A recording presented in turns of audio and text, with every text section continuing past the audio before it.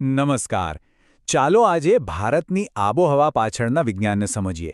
શિયાળાની ઠંડીથી લઈને જીવન આપતા ચોમાસા સુધી આખી સિસ્ટમ કેવી રીતે કામ કરે છે તેના પર આજે આપણે નજર કરીશું. તો આજે આપણે શું જોવાના છીએ? આપણે શરૂઆત કરીશું હવામાન અને આબોહવા વચ્ચેના તફાવતથી. પછી ભારતના આબોહવાને કયા પરિબળો કંટ્રોલ કરે છે તે જોઈશું. અને પછી શિયાળો, ઉનાળો અને ચોમાસાની આખી સફરને સમજીશું. સૌથી પહેલાં એક સામાન્ય ગેરસમજ દૂર કરીએ. આપણે ઘણીવાર હવામાન અને આબોહવા શબ્દો એકબીજાના બદલે વાપરીએ છીએ, પણ એ બંને વચ્ચે ખરેખર શું તફાવત છે? આને બહુ સરળ રીતે સમજી શકાય. હવામાન એટલે કે આજનું મૂડ. સવારે સારો હોય, બપોરે ખરાબ થઈ જાય. એ ટૂંકા ગાળાનું છે. પણ આબોહવા એ તો જાણે કોઈનું વ્યક્તિત્વ છે, જે વર્ષોના અનુભવ પછી બને છે. તે લાંબા ગાળાની સરેરાશ છે.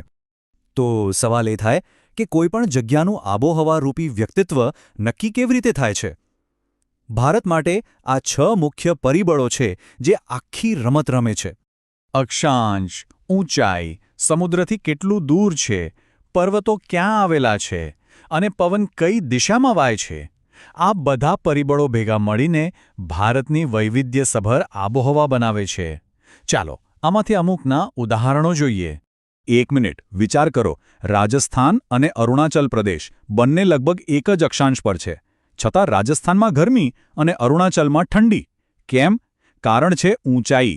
અરુણાચલ પ્રદેશ હિમાલયની ઊંચાઈ પર આવેલું છે અને જેમ જેમ ઊંચાઈ વધે તાપમાન ઘટે.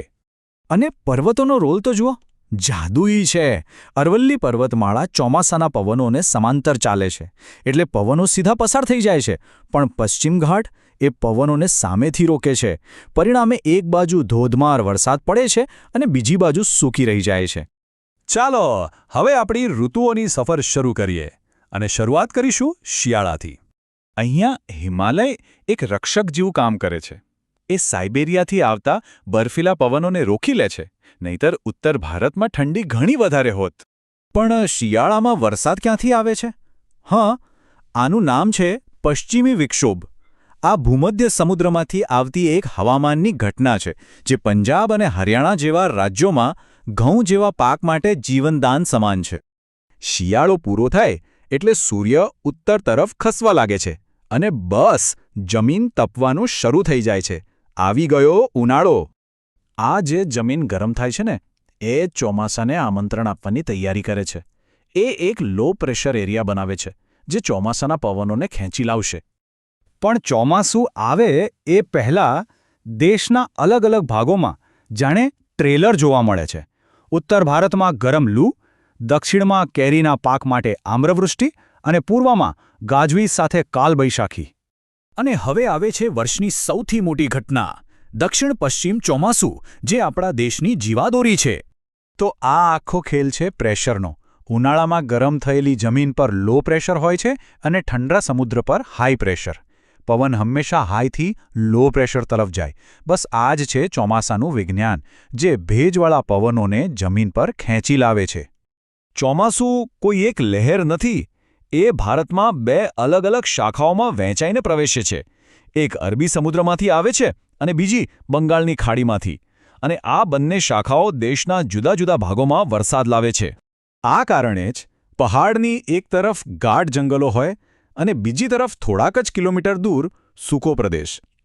જે બાજુથી પવન આવે છે ત્યાં બધો વરસાદ પડી જાય છે અને બીજી બાજુ વૃષ્ટિ છાયાક્ષેત્ર બની જાય છે.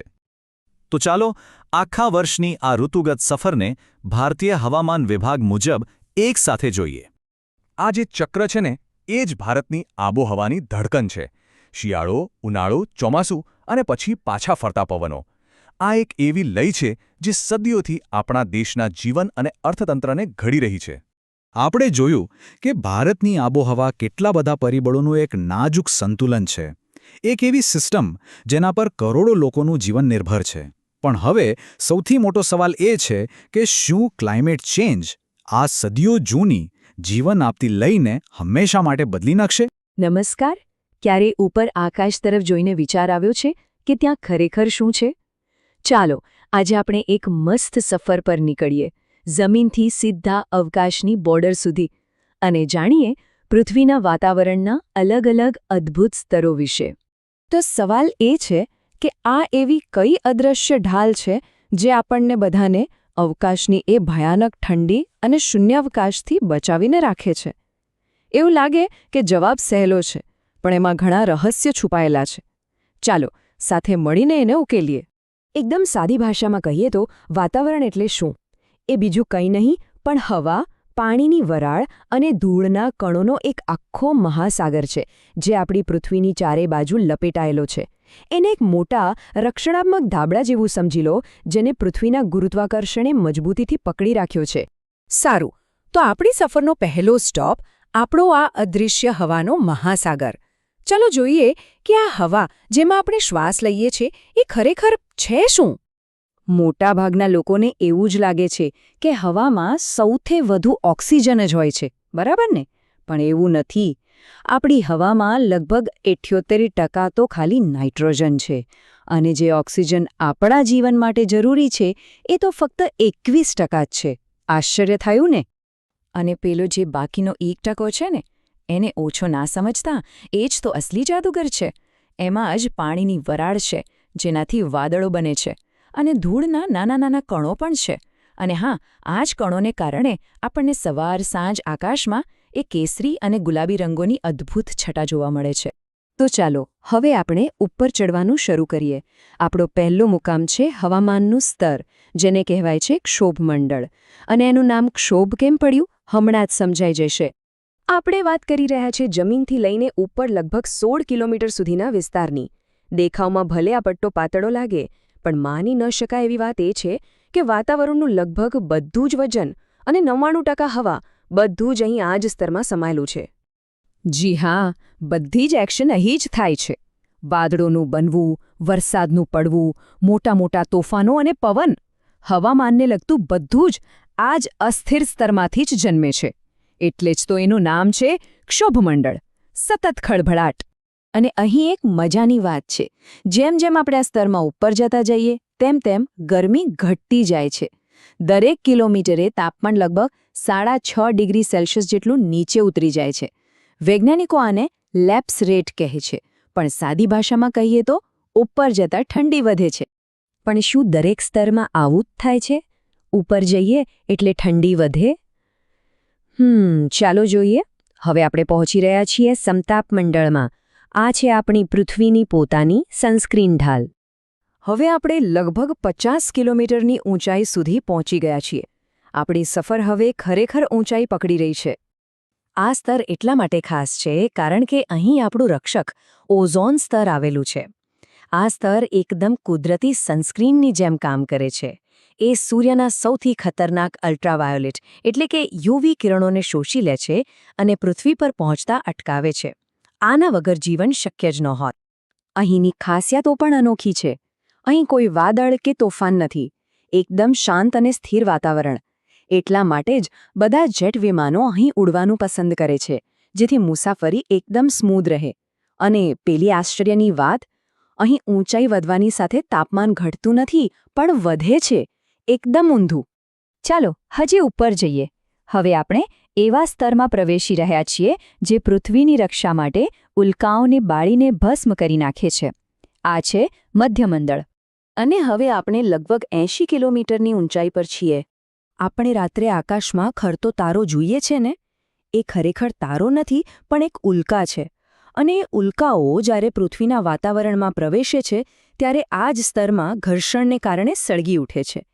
તો આ સ્તર આપણને અવકાશમાંથી સતત થતા આવા હુમલાઓથી બચાવે છે.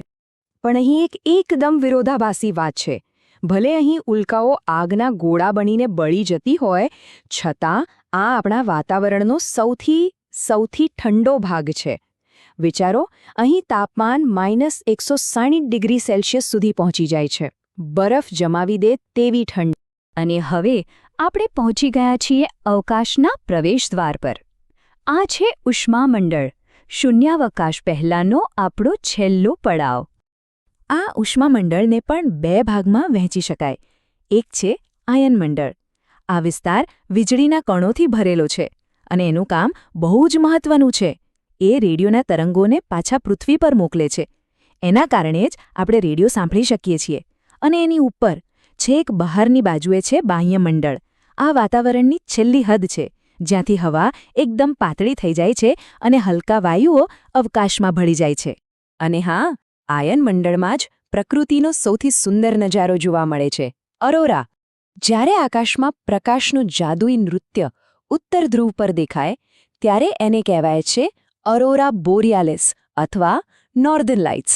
અને એવો જ અદ્ભુત નજારો જ્યારે દક્ષિણ ધ્રુવ પર જોવા મળે, ત્યારે એને અરોરા ઓસ્ટ્રેલિસ કહેવાય છે. તો આખી સફર પરથી એક વાત તો સ્પષ્ટ છે કે આપણું વાતાવરણ ખાલી હવાનું એક આવરણ નથી. એ તો એક આખી સિસ્ટમ છે, અલગ અલગ સ્તરોની એક ટીમ, જ્યાં દરેક સ્તરનું પોતાનું એક ખાસ કામ છે. અને આ બધા સ્તરો એકબીજા સાથે મળીને કામ કરે છે, ત્યારે જ પૃથ્વી પર જીવન ટકી શકે છે. પણ આ સફરના અંતે એક બહુ મોટો સવાલ ઊભો થાય છે. આપણી આ ઢાલ જેટલી શક્તિશાળી છે, એટલી જ નાજુક પણ છે. તો વિચારવા જેવી વાત એ છે કે આપણે જમીન પર જે કંઈ પણ કરીએ છીએ, એની અસર આકાશમાં આટલા ઊંચે આવેલા સ્તરો પર કેવી રીતે પડતી હશે? નમસ્કાર. આજે આપણે એ સમજવાની કોશિશ કરીશું કે પૃથ્વીના ભૂમિ સ્વરૂપો કેવી રીતે બને છે. મતલબ કે ઊંચા પર્વતોથી લઈને વિશાળ મેદાનો સુધી આ બધું કોણ અને કેવી રીતે બનાવે છે. ચાલો આ અકલ્પનીય શક્તિઓ વિશે જાણીએ. તો સવાલ એ છે કે કેમ અમુક જગ્યાએ પહાડો જ પહાડો છે અને અમુક જગ્યાએ બસ સપાટ જમીન? આનો જવાબ છે ને એ પૃથ્વીની સપાટી પર લાખો વર્ષોથી લખાતી એક કહાણીમાં છુપાયેલો છે. એક એવી કહાણી જે ખૂબ જ શક્તિશાળી પ્રક્રિયાઓથી બનેલી છે. તો આખી વાતને બરાબર સમજવા માટે આપણે એને કેટલાક ભાગમાં વહેંચીને જોઈશું. સૌથી પહેલાં પૃથ્વીની ગતિશીલ સપાટી વિશે જાણીશું. પછી પ્રથમ, દ્વિતીય અને તૃતીય ક્રમના ભૂમિ સ્વરૂપો શું છે એ સમજીશું. અને છેલ્લે આખી ભૂમિ સ્વરૂપની ગાથાને જોડીશું. તો ચાલો શરૂ કરીએ. તો આપણો પહેલો વિભાગ છે પૃથ્વીની ગતિશીલ સપાટી. પણ એ સમજતા પહેલાં એક મૂળભૂત સવાલ: આ ભૂમિ સ્વરૂપ એટલે કે લેન્ડફોર્મ આખરે છે શું? સીધા શબ્દોમાં કહીએ તો પૃથ્વીની સપાટી પર દેખાતી કોઈપણ કુદરતી રચના, એ પછી પહાડ હોય, ખીણ હોય કે મેદાન, આ બધાને પોતાનો એક ખાસ આકાર, ઢોળાવ અને ઊંચાઈ હોય છે, જે પૃથ્વીની અંદરની ગરમી અને દબાણ જેવી કુદરતી શક્તિઓને કારણે બને છે. હવે આખી દુનિયાના ભૂમિ સ્વરૂપોને સમજવામાં સરળતા રહે એ માટે ભૂસ્તરશાસ્ત્રીઓએ એને 3 ક્રમ કે કેટેગરીમાં વહેંચ્યા છે. પહેલો ક્રમ એટલે સૌથી મોટા લેન્ડફોર્મ્સ. બીજો ક્રમ એટલે એ લેન્ડફોર્મ્સ જે પહેલા ક્રમની ઉપર બને છે. અને ત્રીજો ક્રમ એટલે એ જે બીજા ક્રમના લેન્ડફોર્મ્સ પર કોતરણી કરીને બને છે. તો ચાલો શરૂઆત કરીએ સૌથી મોટા કેનવાસથી, એટલે કે પ્રથમ ક્રમના ભૂમિ સ્વરૂપોથી. પહેલા ક્રમમાં ફક્ત 2 જ વસ્તુઓ આવે છે. એક તો આપણા ખંડો અને બીજા છે મહાસાગરોના તળ. આ પૃથ્વીના સૌથી મૂળભૂત ભાગ છે. એમ કહી શકાય કે આખી પૃથ્વીનું ચિત્ર આ 2 રંગોથી જ શરૂ થાય છે. અને આ બધું શરૂ થયું લાખો વર્ષો પહેલાં, જ્યારે પેન્જિયા નામનો એક જ મહાખંડ હતો, જે ટેક્ટોનિક પ્લેટોની હલચલને કારણે તૂટી ગયો. ચાલો હવે થોડું ઝૂમ ઇન કરીએ. ખંડો અને મહાસાગરો તો બની ગયા.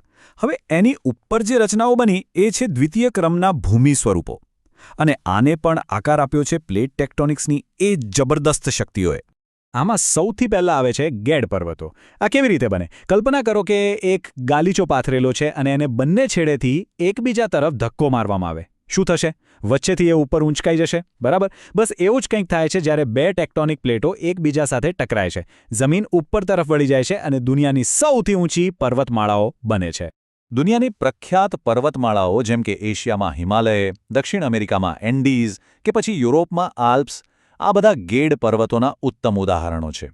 અને મજાની વાત એ છે કે ભલે એમની ઉંમર લાખો વર્ષોની હોય, ભૂસ્તરશાસ્ત્રની ભાષામાં આ બધાને નવા પર્વતો ગણવામાં આવે છે. અને આનાથી એમની બનવાની કહાણી કેટલી અદ્ભુત છે એ સમજાય છે. હિમાલય જે જગ્યાએ આજે ઊભો છે, ત્યાં કરોડો વર્ષો પહેલાં ટેથિસ નામનો સમુદ્ર હતો. એટલે જ આજે પણ હિમાલયની ટોચ પરથી દરિયાઈ જીવોના અવશેષો મળે છે. વિચારો, એક આખો સમુદ્ર તળ માઇલો ઊંચે આકાશમાં પહોંચી ગયો. ગેડ પર્વતો સિવાય બીજા પણ પર્વતો હોય છે, જેમ કે ખંડ પર્વતો. અહીં જમીન વળતી નથી, પણ તૂટી જાય છે. કલ્પના કરો કે ચોકલેટનો એક મોટો બાર છે અને એમાં તિરાડ પડે. પછી વચ્ચેનો ભાગ ઉપર કે નીચે ખસી જાય. બસ આ જ રીતે ખંડ પર્વતો બને છે. તો આખી પ્રક્રિયા કંઈક આવી છે. પહેલાં પૃથ્વીના પોપડા પર તણાવને કારણે તિરાડો પડે છે. પછી બે તિરાડો વચ્ચેનો જમીનનો ભાગ ઉપર તરફ ધકેલાય છે. અને આ જે ઊંચો થયેલો ભાગ છે એ જ છે ખંડ પર્વત. આનું સૌથી સરસ ઉદાહરણ આપણા ભારતમાં જ છે. સાતપુડા પર્વતમાળા જે નર્મદા અને તાપી નદીઓની ખીણોની વચ્ચે ઊભી છે. પર્વતો બનવા પાછળ મેગ્માનો પણ હાથ હોય છે. આમાં બે મુખ્ય પ્રકાર છે. એક છે ગુમ્મટ આકારના પર્વતો, જ્યાં મેગ્મા નીચેથી દબાણ કરે પણ બહાર ન આવી શકે, જેમ કે ભારતની સુંધા માતાની ટેકરીઓ. અને બીજો પ્રકાર છે જ્વાળામુખી પર્વતો. અહીં લાવા સપાટી તોડીને બહાર આવે છે અને શંકુ આકારનો પહાડ બનાવે છે, જેનું ઉત્તમ ઉદાહરણ છે જાપાનનું માઉન્ટ ફૂજી. તો ટૂંકમાં કહીએ તો પર્વત બનવાની પ્રક્રિયા એક જેવી નથી હોતી. જ્યારે પ્લેટો ટકરાય ત્યારે હિમાલય જેવા ગેડ પર્વત બને. જ્યારે જમીનમાં તિરાડ પડીને બ્લોક ઊંચો થાય ત્યારે સાતપુડા જેવા ખંડ પર્વત બને. અને જ્યારે મેગ્મા નીચેથી ધક્કો મારે કે પછી બહાર ફાટી નીકળે ત્યારે ઘુમ્મટ કે જ્વાળામુખી પર્વતો બને. દરેકની પાછળ એક અલગ ભૂસ્તરીય કહાણી છે. પર્વતો પછી દ્વિતીય ક્રમમાં આવે છે ઉચ્ચ પ્રદેશો. આને ઊંચાઈ પર આવેલા સપાટ મેદાન પણ કહી શકાય. એટલે જ તો એને ટેબલ લેન્ડ પણ કહેવાય છે. ઉપરથી સપાટ પણ આસપાસની જમીન કરતાં ઊંચા. અને આ ઉચ્ચ પ્રદેશો પણ અલગ અલગ પ્રકારના હોય છે. અમુક પર્વતોની વચ્ચે ઘેરાયેલા હોય છે, જેમ કે તિબેતનો ઉચ્ચ પ્રદેશ. તો અમુક વિશાળ ખંડીય ઉચ્ચ પ્રદેશ હોય છે, જેમ કે આપણા દક્ષિણ ભારતનો દક્કનનો ઉચ્ચ પ્રદેશ. દરેકનું સ્થાન અને બનવાની રીત અલગ હોય છે. અને દ્વિતીય ક્રમમાં છેલ્લે આવે છે મેદાનો. આ સપાટ અને નીચાણવાળા વિસ્તારો છે, જે દુનિયાની લગભગ 41% જમીન રોકે છે. અને એ કંઈ નવાઈની વાત નથી કે દુનિયાની મોટાભાગની વસ્તી મેદાનોમાં જ રહે છે, કારણ કે અહીંની જમીન ખેતી માટે સૌથી ઉત્તમ હોય છે. તો પહેલા અને બીજા ક્રમમાં મોટા સ્ટ્રક્ચર્સ બની ગયા. હવે વારો છે ત્રીજા ક્રમનો. અહીં જાણે પ્રકૃતિના કલાકારો કામે લાગે છે, જે આ મોટા સ્ટ્રક્ચર્સ પર નાની નાની પણ ખૂબ જ સુંદર કોતરણી કરે છે. આ કલાકારો કોણ છે? એ છે નદીઓ, પવન, હિમનદીઓ અને દરિયાઈ મોજા. આ બધી બાહ્ય શક્તિઓ છે જે ધોવાણ અને નિક્ષેપણનું કામ કરે છે. જેમ કે નદીઓ પહાડોમાંથી કાંપ લાવીને ડેલ્ટા બનાવે છે, પવન રણમાં રેતીના ઢુવા રચે છે, અને હિમનદીઓ પર્વતોને કોતરીને યુ આકારની સુંદર ખીણો બનાવે છે.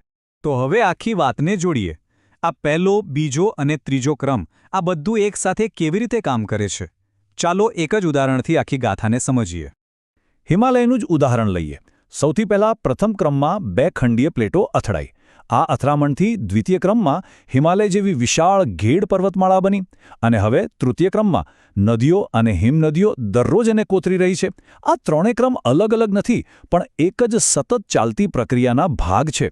અને આ જ સરળ ફ્રેમવર્કથી આપણે આખી દુનિયાના ભૂમિ સ્વરૂપોને સમજી શકીએ છીએ. આ બધું જ એ જ બતાવે છે કે પૃથ્વીની સપાટી સર્જન અને વિનાશની એક સતત ચાલતી કહાણી છે. આ આપણને યાદ અપાવે છે કે આપણા પગ નીચેની જમીન ક્યારેય સ્થિર નથી હોતી. એ તો એક જીવંત કેનવસ જેવી છે, જેના પર એક એવી ગાથા લખાઈ રહી છે જેનો અંત હજી આવ્યો નથી. અને એનો આગળનો અધ્યાય કેવો હશે એ વિચારવા જેવું છે, ખરું ને?